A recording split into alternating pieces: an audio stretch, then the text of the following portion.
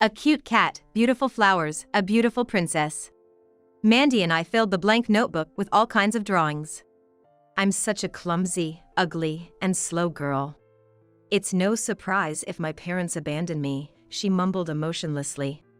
Hoping that she would learn to love herself someday, I kept on drawing, filling the page, while sitting next to her. There was a wonderful story waiting for a child unloved by her real parents. My name is Nicole. I'm 36 years old, working in administration at a small company. I married my husband, Scott, who is 2 years older than me, 5 years ago. Although Scott is a man of few words, he is kind, and a husband I am proud of, trusted by those around us. Even we, a loving couple, had our worries. They are my sister and her husband. Listen up, Jake got through another audition for a kids model. Again, my sister started, as she usually does, bragging about her son. When we went back home for the summer holidays, my sister's family had already arrived. As expected, she started boasting about her son immediately. It's getting busy again, it's so tough. Well, it can't be helped.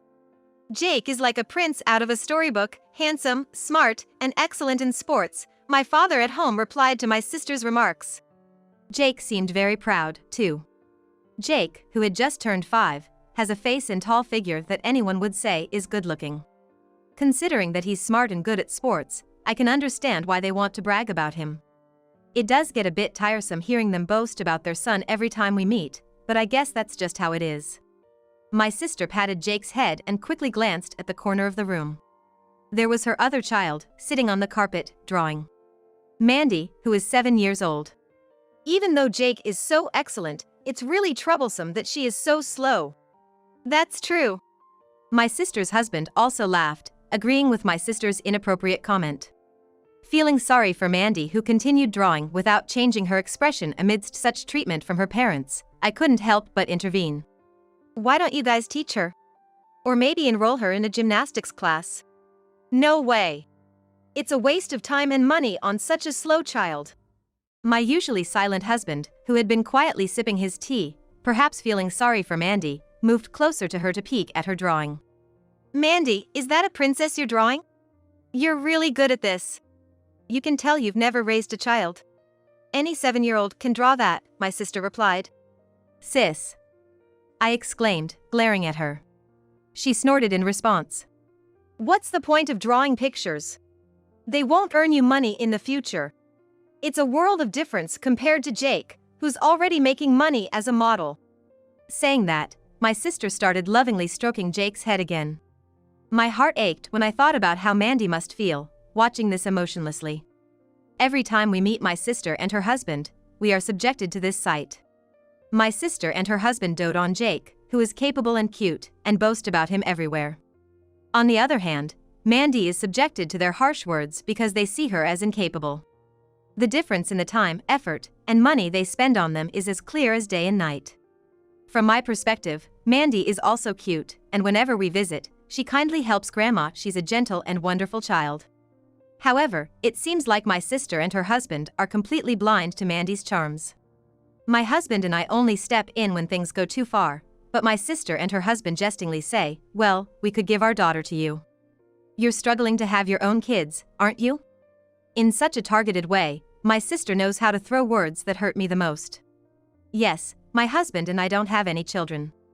We've wanted children and have been undergoing infertility treatments since we got married. However, no matter how advanced the treatments we tried, I never became pregnant. Eventually, we reached our physical, emotional, and financial limits and stopped treatment before our relationship became strained. That's probably why I'm so concerned about Mandy, who is neglected by my sister and my brother-in-law. If my sister doesn't want her, I've thought many times about actually taking her in. My husband, too, finds Mandy's situation pitiful and has offered to adopt her if that's what I want. However, it's also important whether Mandy herself wants to be raised by us. My mother has also worried about Mandy and thought about adopting her a few times. But since her only income is her pension, it would be hard for her to support Mandy through high school, and she was conflicted about whether it was right to take a child away from her parents. One day, while I was wrestling with these thoughts, my sister and her husband crossed a line. One chilly autumn evening, when I came home from work, Mandy was standing at the door of our apartment. Mandy! What's going on? Where's your mom? I'm sorry. Mandy was hugging her backpack tightly and looking down. I couldn't quite comprehend the situation, but I was worried she would catch a cold, so I invited her in while holding her trembling shoulders. Once I had given her some warm hot chocolate, Mandy began to open up little by little. Apparently, her brother Jake had a modeling job in New York over the weekend, and my sister and her husband had gone with him. But they said it would be a waste of money for travel expenses and homework to take Mandy, so they left her at my place without telling me. That's awful. Unable to contain my anger, I cursed at my sister's utter lack of maternal instincts. It's because I'm ugly and useless.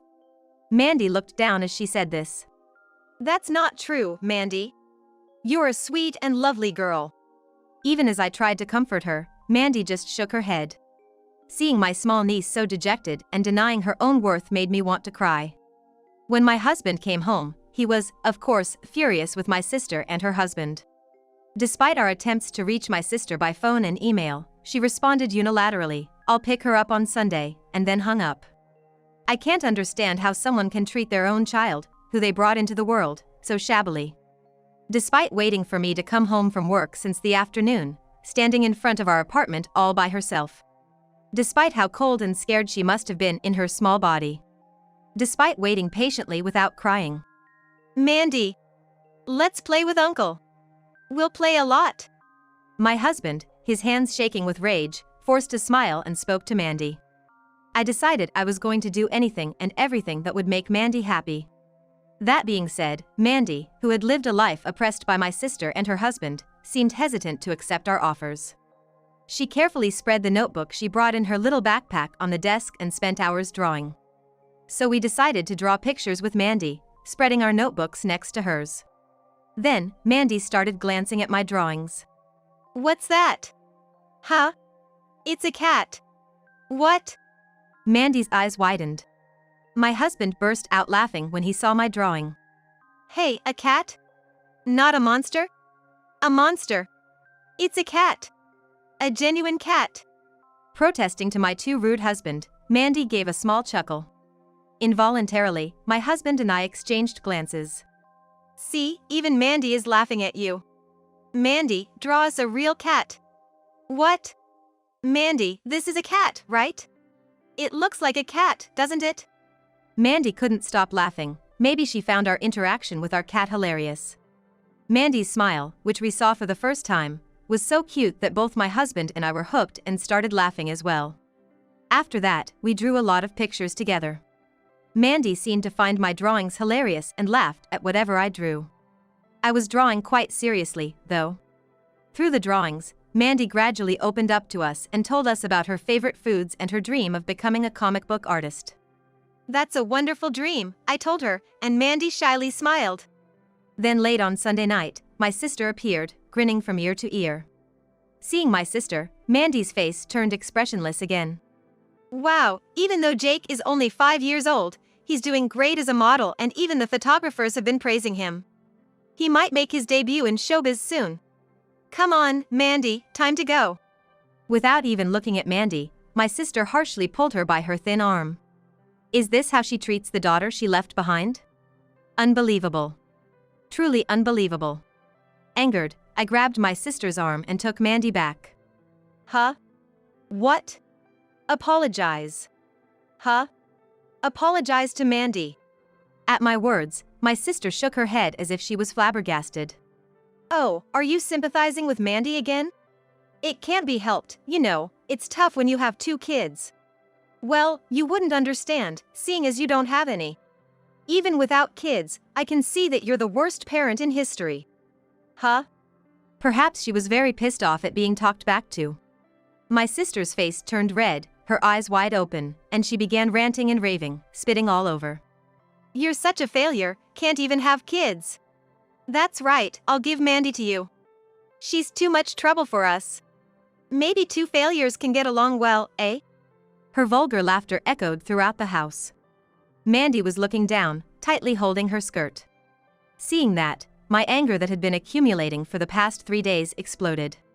I had thought that I shouldn't separate a parent and child. I thought that there might be a bond of love that I, who don't have children, can't understand. But I was wrong. I should have separated them sooner. This woman is not a mother, not even a human being. Even if Mandy forgives her, I will not. I looked up at my husband who was standing next to me. As if he felt the same way as me, he gave me a big nod. So, I smiled at my sister. Thank you. Huh? You're giving us Mandy, right? We will gratefully accept her. Huh? My sister was dumbfounded, her mouth agape. Of course, Mandy also looked up at us with her eyes wide open. We'll come to pick up Mandy's belongings tomorrow. Please let your husband and Jake know as well. Eh? Wait. I threw my stunned sister out of the entrance and locked the door with a click. I sat down to match the confused Mandy's gaze and spoke to her gently. Mandy, would you like to live with your aunt and uncle? Huh? You see, dear, your aunt loves you very much and wants to spend every day drawing pictures with you. Mandy hugged her backpack, which contained a cherished notebook, tightly. Can I draw every day? You won't get angry? No, we won't get angry. Let's draw a lot together. I gently stroked Mandy's small head. Mandy looked down and thought for a while before giving a small nod. After that, my husband and I actually took Mandy in. It seemed like my brother and his wife didn't think we would genuinely want to take Mandy. They probed us with suspicious eyes, as if they thought we had some ulterior motive. But when they realized we were serious, they were relieved and quickly let go of Mandy. They seemed to only care about their son, Jake. It's extremely distasteful, but right now, prioritizing Mandy's protection is more important than starting a fight, so we kept quiet. And so, my husband and I consulted with the appropriate agencies and made it possible to act as her guardians. In the beginning, Mandy, who was anxiously tucked away in the corner of the room, would timidly approach us when we invited her to draw together. She then laughed at the earnest drawings my husband and I made together. And so, little by little, we became close and formed a family. Fast forward 20 years. Mandy, now 27, has fulfilled her dream of becoming a comic book artist, even having her work turned into animations and becoming a bit of a celebrity. Mandy moved out of our home to rent an apartment as a workspace in residence, but when she's not too busy with work, she often drops by for dinner. That's because Auntie's food is delicious. Every time I see Mandy happily munching on my food and saying those words, my face beams with joy. Knowing Mandy's expressionless and emotionless days from 20 years ago, seeing her happy now is especially gratifying. However, my sister, having heard somewhere about Mandy's success, decided to show up at our house on a day when Mandy happened to be visiting. Mandy, I heard you've become a comic artist and are making good money? That's my girl. Mom. Looking at her mother, whose eyes were sparkling and who was acting overly flirty, Mandy's face turned stoic. I knew you had the talent. After all, you were so good at drawing when you were little. What nerve do you have to say that? My words, spat out in disgust, were ignored by my sister. So, Mandy, I have a request. Our town is celebrating its 50th anniversary this year, right? I'm part of the town hall staff involved in planning the anniversary event. I'd love for you to give a lecture. As a comic book artist, you're a role model for the kids, so they'd be thrilled. How about it? Consider it as a way to honor your parents. Will you do it? This woman has some nerve. After ignoring Mandy all these years. Next to me, holding back my anger with a red face, Mandy murmured. What about Jake? Huh?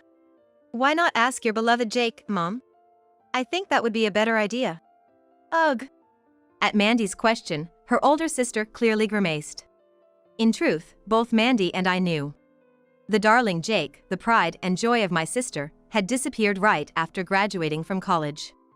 Even as my sister and her husband searched for him frantically, they couldn't find any clue of his whereabouts. In other words, they were abandoned by their precious Jake.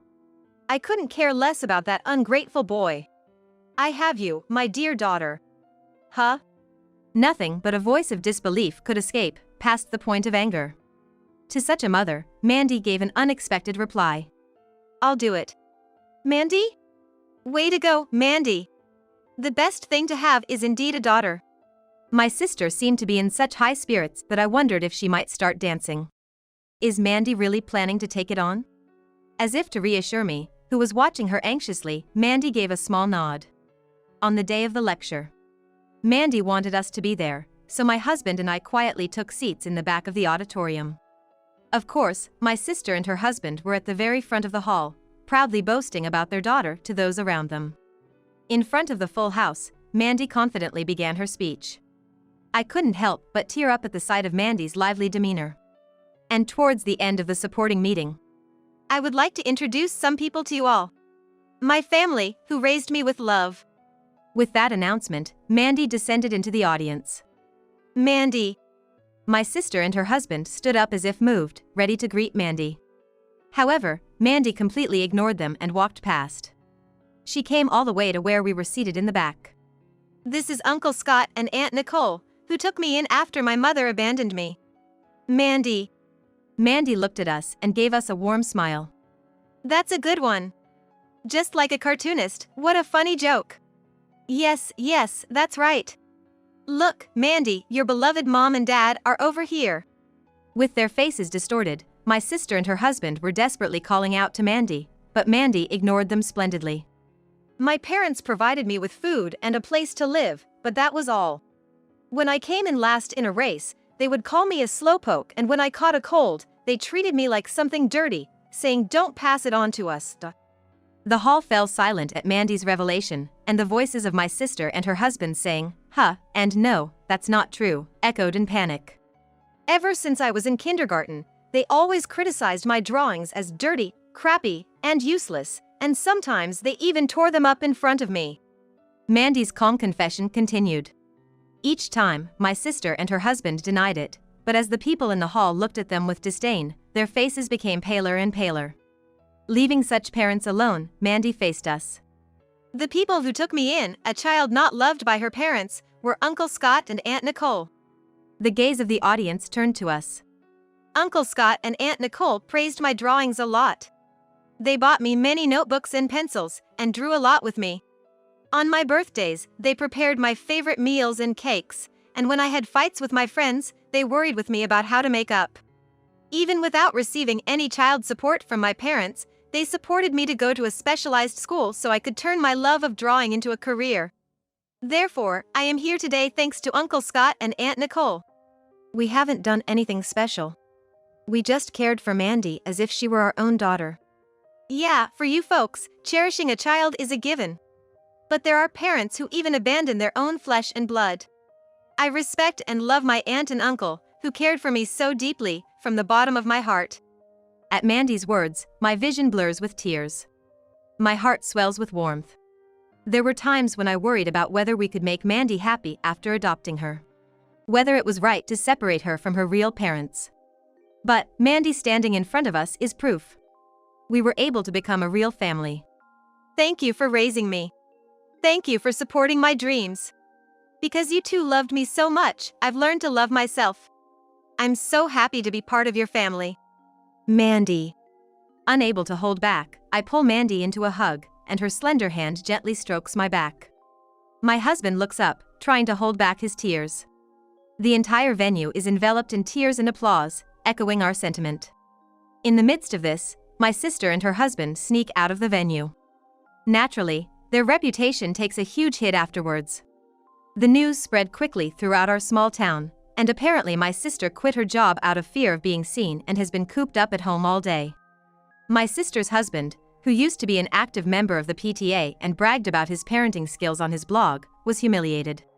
His son, who he had bragged about so much, was nowhere to be found. His daughter, who had established herself as a comic artist, exposed his misdeeds, which were then spread by her fans' blog. The blog was heavily criticized, and he was scorned both at work and in the community. Because my sister quit her job first, her husband couldn't quit his job either. Under the stress, my sister doesn't do anything, just stays at home all day, and they seem to be having loud arguments late into the night, to the point where neighbors have had to call the police multiple times. Well, when their daughter disappeared, the neighbors had already noticed that something was wrong with that family. Meanwhile, their son Jake, who has gone missing, is actually traveling the world as a backpacker. Jake, who was the recipient of all his parents' love and expectations, was subjected to their interference in every aspect of his life, including his career choices and friendships, and had a stifling childhood. Naturally, whenever he had a girlfriend, they would immediately interfere, so he was fed up. Then he met an older female backpacker, and he left the country with just a backpack to follow her. The reason I know this is because Jake would occasionally visit our house since high school to interact with his sister, Mandy. He had been worried about Mandy, who had been kicked out because of him, and he said that both Mandy and Jake were victims of their parents. Although his parents think he's missing, in reality, whenever Jake returns home, he visits our house and leaves gifts and stories from his travels. Every time I see the two of them happily chatting, I vow to never tell their parents. At the beginning of the month, I bought a magazine featuring Mandy's comic.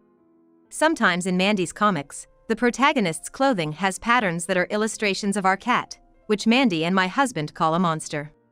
I tell her to stop because it's embarrassing, but Mandy just laughs and says, "It's a drawing by the artist I respect most in the world."